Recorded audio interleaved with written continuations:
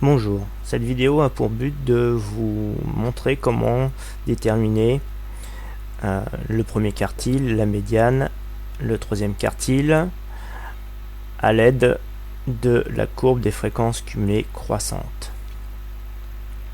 Ici, dans un repère orthonormé, l'axe des abscisses correspond ici à l'exemple de la masse des cafés, un exercice donné en seconde. Ici, l'axe des ordonnées correspond à la fréquence cumulée croissante, allant de 0 à 1 ou de 0 à 100%. Ici, on a choisi une échelle donc décimale. Donc, on sait que Q1 correspond à 25% des données. Donc ici, 25% correspond à 0,25. Donc pour déterminer Q1, il suffit de reporter une droite horizontale, chercher l'intersection avec la courbe de la FCC, ensuite verticalement projeter sur l'axe des abscisses correspondant à la masse des cafés.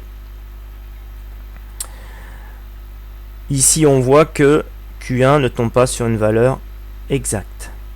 Donc pour pouvoir calculer Q1, il suffit de se reporter à l'échelle de l'axe des abscisses. Ici 1 cm représente 1 gramme.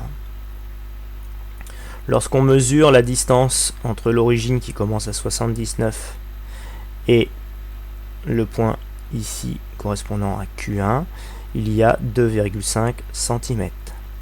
Donc on peut poser ici 1 cm correspond à 1 gramme, 2,5 cm correspond à X grammes. Donc en calculant la quatrième proportionnelle, on peut poser que 1 fois 2,5 cm sur 1,5 cm est égal à quatrième proportionnelle. Donc ce qui fait au niveau du calcul ici x égale 2,5. Donc c'est-à-dire que l'écart entre ce point-là sur l'axe des abscisses et ce point-là correspond à 2,5 grammes. Donc il suffit pour calculer Q1 d'ajouter les 2,5 grammes à 79. Donc Q1 égale 79 plus 2,5, ce qui correspond à Q1 égale 81,5 grammes.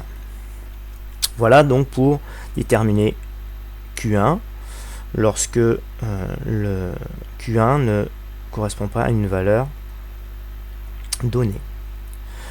Maintenant voyons ce qui se passe pour la médiane. La médiane correspond à 50% des valeurs. Donc ici on prend 0,5, on trace une horizontale jusqu'à l'intersection de la courbe de la FCC, on projette sur l'axe des abscisses et ici on tombe directement sur 85. Donc on dit que la médiane est égale à 85 grammes. C'est-à-dire que 50% des cafés ont une masse égale ou inférieure à 85 grammes. Pour Q3, Q3 correspond à 75% des cafés donc, qui ont été pesés.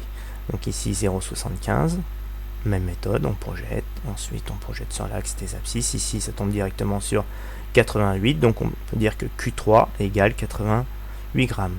L'interprétation, 75% des cafés pesés ont une masse égale ou inférieure à 88 grammes.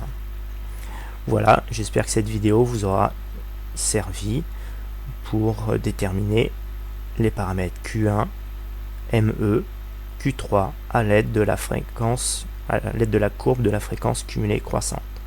Merci de votre attention.